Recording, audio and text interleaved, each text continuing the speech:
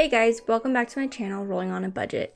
Today I'm going to be going over my prepping for my April budget. It's going to look a little different this time since I'm no longer doing paper, I'm doing it digitally now. So I kind of just wanted to walk you guys through that and how that's going to look from here on out. So let's get going.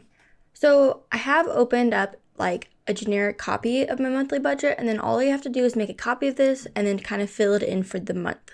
So, and then just kind of edit the numbers, of course. So you just hit file, and you guys can make your own budget sheet like this. Like I said, I use Google Sheets. It's free. I absolutely love it, and I love not having paper now. This is really, really nice for me. So I'm gonna hit file up here, make a copy. And then I'm just gonna name it April.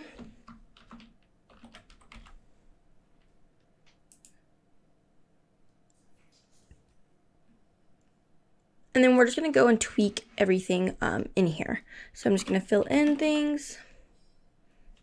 So this is April 2021. And then all the numbers I can change. And there's gonna be a few changes in April, sorry. If you aren't aware yet, we're getting a stimulus check, yay, a third one. So that's gonna kind of help my savings out a little bit. I'm gonna fully fund my pet emergency fund and my car emergency fund. It's something I've been working on for probably about 6 or 7 months now. I don't put a lot towards it every month because I am paying off debt, but I do try to put a little bit every month away. So my goal is to have $1,000 pet emergency fund. I do have 4 animals. I have 2 boxers and then 2 cats. So I would just like a $1,000 buffer in case I have to take them to the vet or something like that. And then I want a $500 car emergency fund.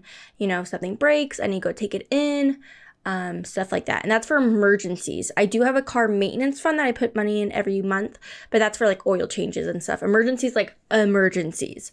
So our stimulus check is me going towards that. I'm going to fully fund my Christmas fund for the year, which is $600. So you're going to see that some of my envelope costs kind of decrease a little bit, which is really awesome. So first off, the weeks in April. So I have my phone out. I do keep my payday schedule in my calendar. If you don't, you should, because who doesn't want to know when they get paid, right? So it looks like I get paid. All right, so this one should be 2266. And then for my husband, we usually try to budget. He's going to get paid $220. And that's his side job. That's not his full-time job. So we work at the same place. So our first and third week of the month is our checks combined because we get paid the same day. So that $2,266, that's ours combined. And then this is his part-time job that he has. And once we are debt-free in June, he will probably no longer be working there. And then the 5th week of income, that's in case we have an extra long month that month, or rolling over money. So I always try to roll over about $200 every month from the end of the month to the following beginning of the next month.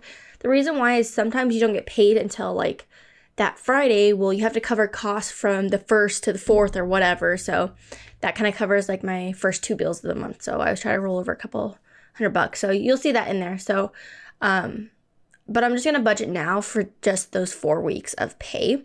So it looks like the total that I'm going to be budgeting with for April will be $4,972. And I have formulas set in all of these, so numbers will change as I change certain boxes. So as you can see, this is the amount I have. I have that here. My total expenses is right here, so it says I'm negative. Well, I'm only negative because I haven't adjusted these numbers yet. So let's start to adjust these numbers. So Chase savings, I don't plan on putting anything in there unless I have extra money. I have a $1,600 emergency fund right now, and I don't really want to put money in there until I'm debt free. I will keep my Morgan Stanley account the same for $50. Ally savings, $200. I will keep that the same. Roth IRA, $100. I'll keep that the same. Envelopes I would like to change because the stimulus check is going to fully fund my Christmas fund. So I can change that number now to, let's do $815 because it'll go down $50 from, I was putting $50 aside for Christmas every month. All right, my electric should stay the same. My water bill should stay the same. Gas is good, rain good. Mortgage is good. So I'm probably going to decrease the amount that I'm going to be throwing towards debt this month. Oh, before I go there, the oh shit. So I had budgeted $200 of spending oh shit money in March because we were on spring break for 2 weeks and I knew we wanted to go do stuff that we didn't budget for. So I threw in that we were going to spend $200 on just random stuff. In April, we are not doing that. So that is going down to 0. Let's see. Okay, so that looks pretty good. So we just need to change this debt number. And I think I'm gonna go. So it looks like we have left over $1,340, and I want to make sure I have at least $200 to get me through the first week of the month. So we'll probably do $1,040.25, because why not? All right, that leaves me with $300. You know what? We could probably do another 100. There we go. That looks pretty good. So, this is how I do my budgeting for the month. Any extra money I have after paying all my expenses, any extra goes towards debt, this blue one. So that's why this number kind of changes. I mean, obviously I want to put $1,400 towards debt, but I also got more money in March, where I'm getting less money in April because we got our tax return and stuff. So this is going to be a little less, but that's okay with me because that's still a huge amount going towards my debt. For those of you that don't know, I only have my car loan left to pay off, and I believe right now I'm a little under $10,000. So I'm going to be throwing $1,100 at that, so that should decrease a lot. My goal is to pay off my car by June, and you're probably thinking, June, and you had almost 10 grand, and you're only throwing $1,000 a month. That doesn't really make sense. Well, we get a bonus in April, and I get a bonus in June. So with those two bonuses, I should be able to pay it off. That's kind of my goal, at least. So that's kind of like where my math is going in my head. So by the end of June, I would like my car to be paid off, and that's the only debt I have. So any extra money I get throughout the month goes towards this debt. My only exception is for those that do follow the Budget Mom. Huge fan of her. She kind of got me on my debt journey, but she does a savings envelope. So you try to save money from your envelopes that you use, like cash.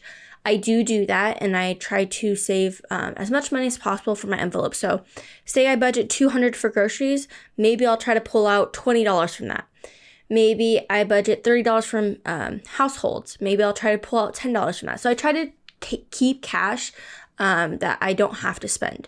That money I'm actually not throwing towards debt. I know a lot of people are. I was on the fence of it. However, I love traveling with my husband. We're both teachers, so we get a lot of time off during the year. So I really wanted to save that money for traveling. So at the end of the year, whatever amount we can have a good amount saved up for next summer or whatever. So I think I already have about $300 or $400 saved up from the savings challenge, and I don't want to throw that towards debt. It's just not for me right now.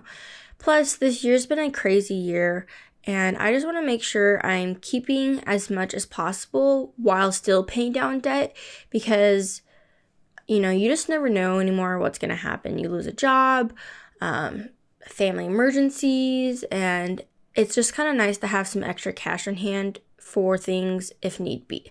Where if I throw every single penny at debt and then something does happen and I have no extra funding, I'm kind of screwed. So I like having a little extra just hanging out for vacations or stuff like that.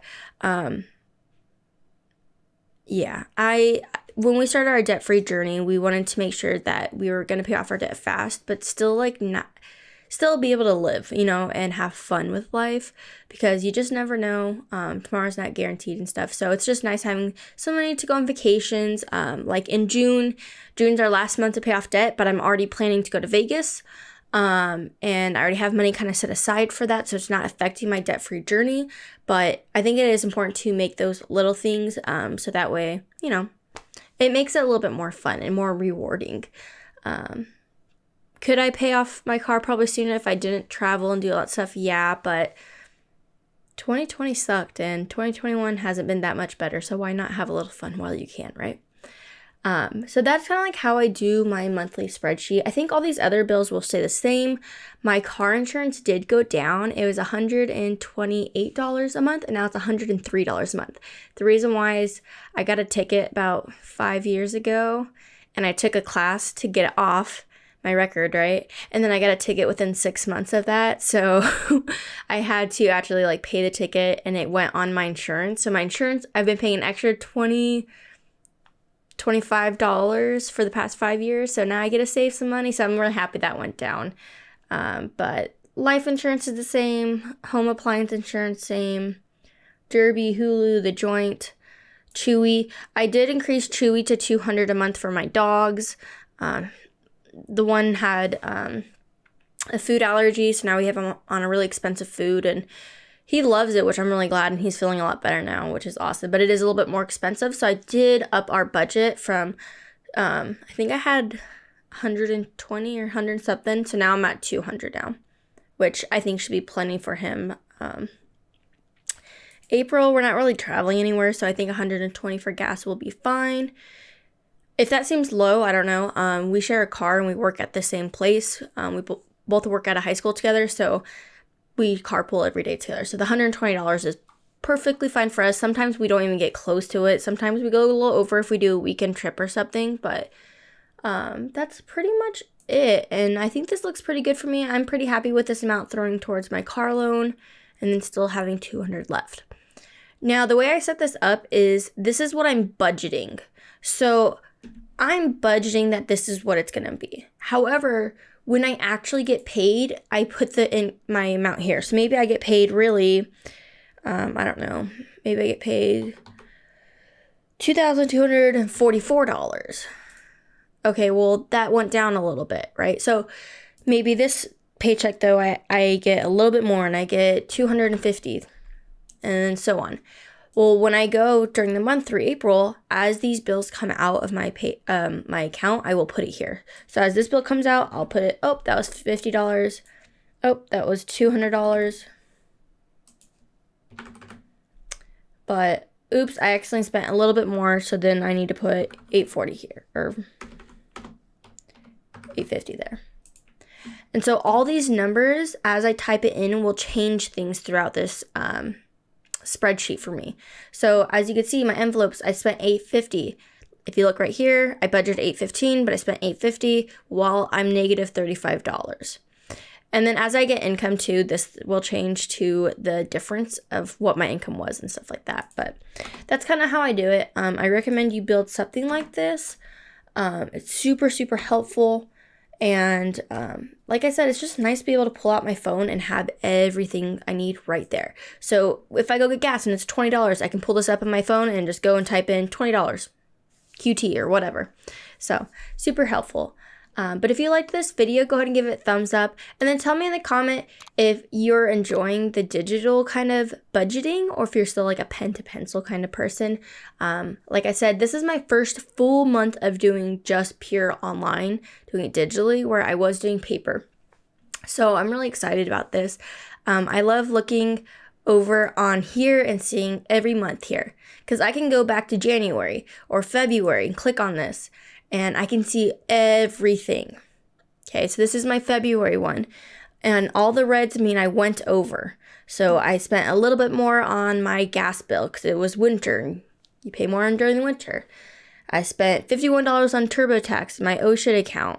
I spent more on Chewy. So it's kind of nice to go back as a reference and look at how much money I made, how much I spent, and kind of see that difference and see if I'm making progress or am I still doing bad in spending money in my OSHA account. I'm telling you right now, my March one, I spent money in my OSHA account, but that's okay because I knew I was going to. It's spring break. We're off for 2 weeks. I can't just sit at home for 2 weeks. We need to go out of the house and do other things. So I did spend a little money. We like going out to eat sometimes. We don't do it often, but we did go out to eat twice over break. And then my birthday is next weekend, so I know we're going out for that, but we had already budgeted that amount. So But don't forget to follow me on Facebook and Instagram at Rolling on a Budget for more content. And I post lots of things about budgeting, saving money, frugal tips, and things like that. But thank you for watching this video, and don't forget to subscribe, guys. Bye.